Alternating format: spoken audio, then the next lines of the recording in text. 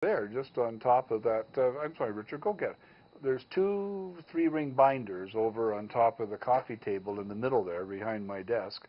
And, well, this is why technology, the tech bubble burst.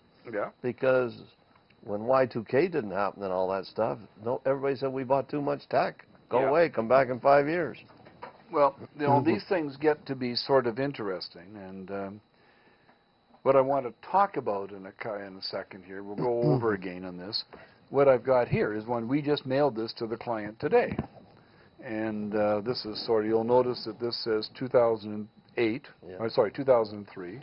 And what we're doing is we're doing, I don't know, just with the camera. I don't want to show it so that everybody would see the name. But the yellow one's 2003, and then the next one's a blue one, which is 2004.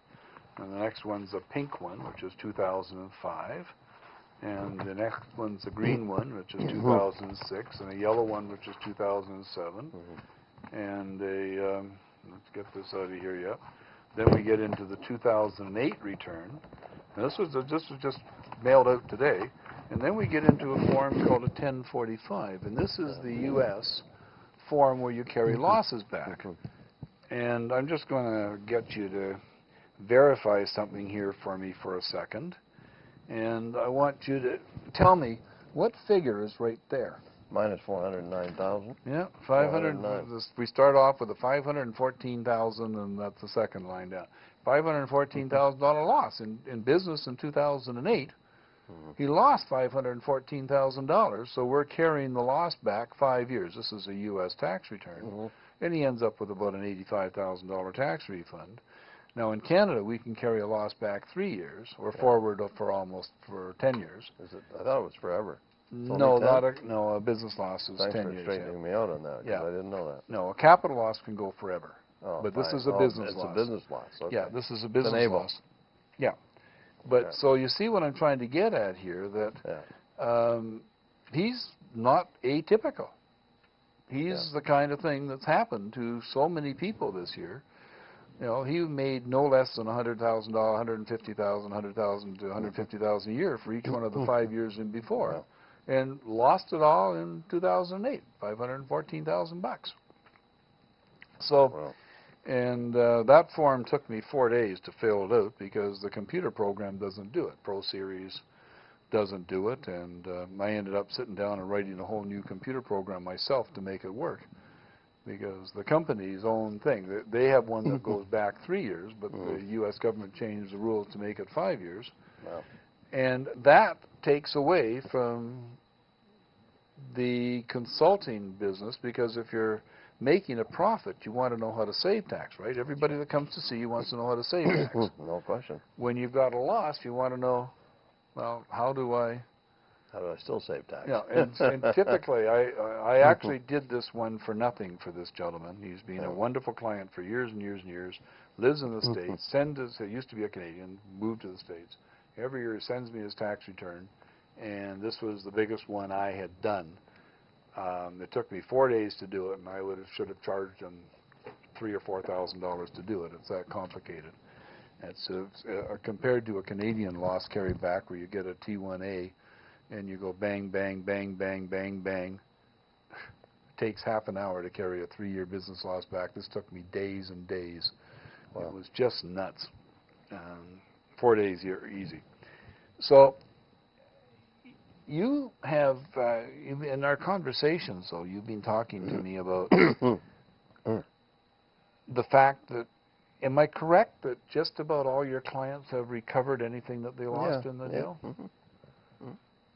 That's wonderful, because most of the people I talk to haven't recovered. Yep. I won't say 100%, but awfully close. Over or close. Some people are ahead of the game, and some people are getting close. Some of them are ahead of the game. Depends on when they bought, where they're at right now. Because if they bought last March, they're really happy now. Oh, anybody that got in since January is happy. I got accounts that are just fabulous shape. You've got TFSAs, tax-free savings accounts, or tax-free investment accounts. That most of those have doubled their money in the last year. Doubled their money. That's tax-free. Yeah. Put $5,000 in, your account's worth 10. You made 5 tax-free. Sure beats a 2% 2% tax-free, big deal. Yeah. Okay. So if you call it a tax-free investment account instead of a tax-free savings Yeah, account. I don't know if the government did that deliberately. The government couldn't have done it deliberately, but maybe the banks were behind it, because the fact that the government called it a savings account, everybody thinks you got to go get a bank savings account to make this work. It doesn't. It's just like an RRSP. Anything that you could put into an RRSP, you can put into a TFSA. You can put into a TFSA. And there's a $5,000 per year. That's right. And it's cumulative. So if you don't put your, it's sort of like an RSP is cumulative. Yeah. If you don't put your $5,000 in this year, you can put it next year. I understand, and I got to check this out. I get mixed messages on this one. That to carry, you got to establish to carry it over for this year. You got to have had an account last year. Doesn't matter how much you put into it. I've heard that too. Even if it was $100. Yeah. I'm not positive on this. I got to look it up, David. No, we should go and do that then, because I don't think you have to do it. I didn't think you did either until somebody corrected me on it. So I'm not sure. Yeah, well, we'll figure that one out, because it's important. We've got to tell them. If we tell them that they don't have to, then they're not going to. They couldn't do it anyway. If somebody came into my office today and said, I want to set one up and I want to carry last year over, I wouldn't do it until I checked it out anyway. Yeah. You Google the darn thing. You Google anything. But we don't want to send people out there thinking that they don't have to do anything this year, the next year, the next year, and then they can do 15,000. It's incredible the information you can get out of Google right now. But sometimes that information is wrong too. You have to be really careful about it. I'm tapping in right now to Stats Canada. Yep. I go in when I want information. I want to know how much the average Canadian individual spends on groceries per month. And I can find that in Stats Canada. You can. Okay. So therefore, if I'm doing a budget for a family of 4 adults, I can say this is how much you should be spending on groceries, according to Stats Canada. So how much do you really spend? Well, it's double that. Well, there's an opportunity for you to budget and figure out a little bit better. Yeah. How much it costs you to drive your car? $4,000 a year. Stats Canada says it should be $5,000 a year, or whatever the number is. Yeah. You can find out anything that you want to know. Like, I mean anything. How much?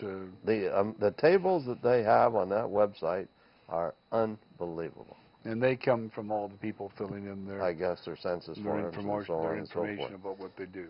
So the demographics, you can figure out what the demographic